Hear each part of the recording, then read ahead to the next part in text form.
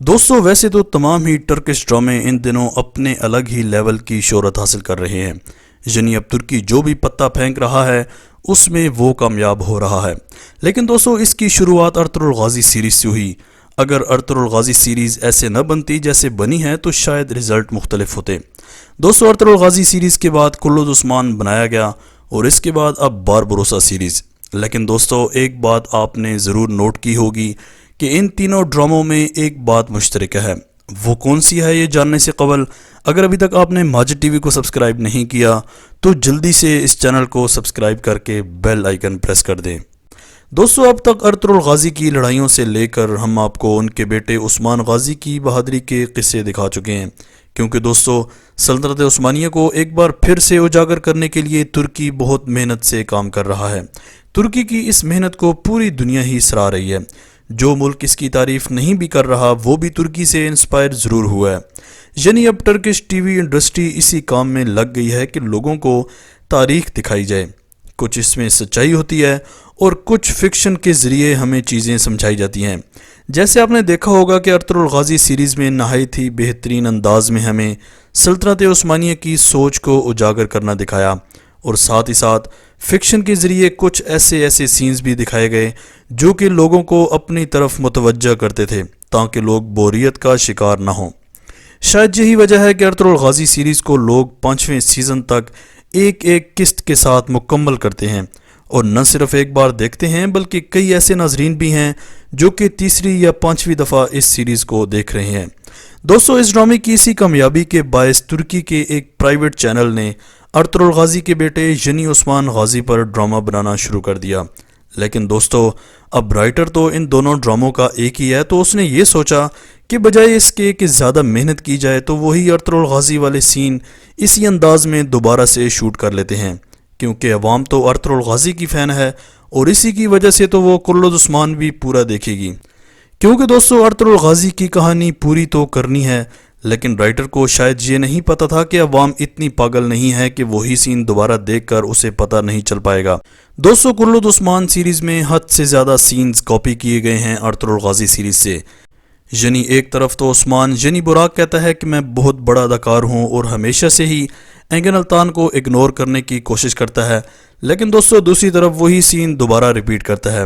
دوستو آپ کو کچھ ایسے سینز دکھاتا ہوں کلود عثمان سیریز میں سے جو کہ ارطغرل غازی ڈرامے کے ہو بہو نقل ہیں، یہ دیکھیں پھر باربروس سیریز پر بات کرتے ہیں۔ دوستو سب سے پہلے اگر ہم اس انوکھے سین کی بات کریں کہ جس میں ایک قالین ارطغرل غازی کو پیش کیا جاتا ہے، ارطغرل غازی قالین کو دیکھ کر بہت زیادہ خوش ہوتا ہے اور اسے کھولنے کا حکم دیتا ہے، لیکن جو ہی قالین کھولی جاتی ہے تو ارطغرل غازی کی خوشی غم میں بدل جاتی ہے، کیونکہ اس قالین میں ارطغرل غازی کے ایک سپاہی کی لاش ہوتی ہے۔ لیکن دوستو حیران کن طور پر بالکل اسی طرح یہ سین عثمان غازی میں بھی دہرایا گیا۔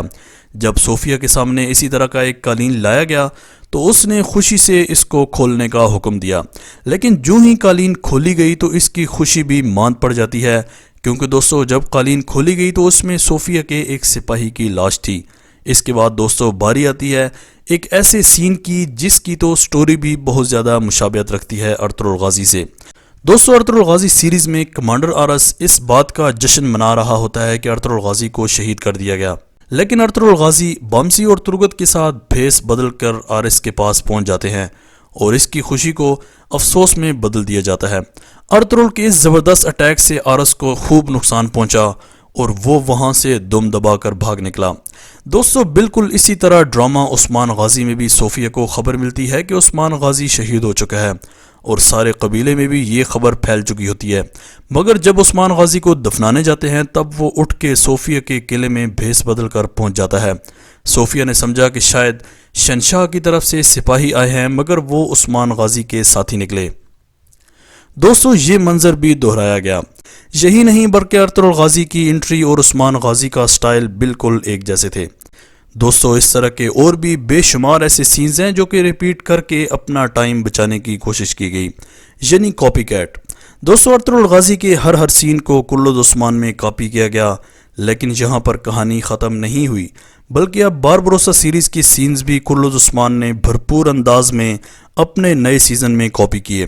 یعنی آپ اگر باربروس سیریز میں دیکھیں تو ارطغرل غازی کا ایک مخصوص لباس ہے اور سر پر ایک رومال جیسا کپڑا ہے، اور بالکل اسی طرح آپ کرلوز عثمان میں عثمان غازی کے کپڑے بھی آپ کو آنے والی اقساط میں ایسے ہی نظر آنے والے ہیں۔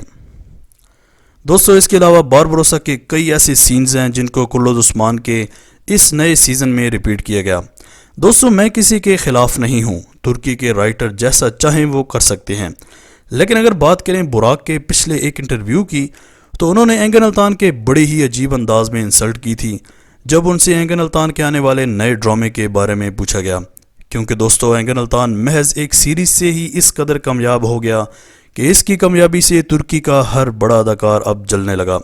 دوستو اگر اتنا ہی پرابلم ہے اینگن التان سے تو ان کے پلے کیے گئے سینز کیسے دوبارہ یہ ریپیٹ کر سکتا ہے؟ یہ بات میری سمجھ سے بالکل بالاتر ہے۔ دوستو یہ ویڈیو صرف انٹرٹینمنٹ پرپس کے لیے تھی، تو کرلوز عثمان کے فینز میری باتوں کو دل پر مت لیجیے گا۔ آج تک کے لیے اتنا ہی۔ اس ویڈیو کو باربروسا اور ارطغرل غازی کے فینز کمنٹ کریں اور کرلوز عثمان سیریز کے فینز لائک کریں۔ ارطغرل غازی سیریز کے مکمل ہونے کے بعد آپ کون سی سیریز دیکھنا پسند کرو گے؟ کمنٹ سیکشن میں اپنی قیمتی رائے کا اظہار ضرور کیجیے گا۔ اسی طرح کی امیزنگ ویڈیوز کے لیے ماجد ٹی وی کو سبسکرائب کر کے بیل آئیکن پریس کر دیں تاکہ ماجد ٹی وی کے آنے والی ہر ویڈیو کی نوٹیفیکیشن آپ کو آسانی سے ملتی رہے۔ اگلی ویڈیو تک کے لیے اجازت دیجیے۔ اللہ حافظ۔